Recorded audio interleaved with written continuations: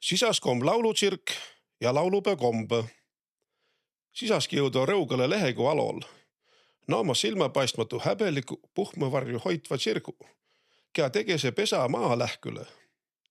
Sisaski org om täys toomepuhme häälopaik naile. Sisaski laul om kuulda mitme versta pääle. Laulva päämiselt üüse kuni koiduni. Päivä kuuld naid harvemp.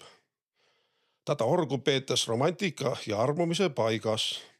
Tuula avitas üten sisaski oma suveüüde lauluga. Sisaski org on viil elopaigas tõistelegi tsirgõle. Ta on lõõritase ja tegese pessi, tihatse, linahänilase rästa ja lõolõõri. Hainakuu kasvatades poigi ja lõõritamises ei jää enap aigu.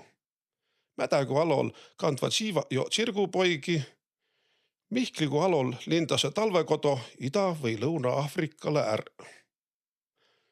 Rõuge kandi rahvale on laulmine miilt müüda joba latsest saati. Lõõritadas latsja ja nüüten sisaskidega. Rõuge laulu- ja mänguselts esind Rõuget edimesel laulupeol Tartun aastal 1261. Siiani on käigun lipp juhtsõnnuga, kes kibedat ei kannata, tuu magusat ei maitsa.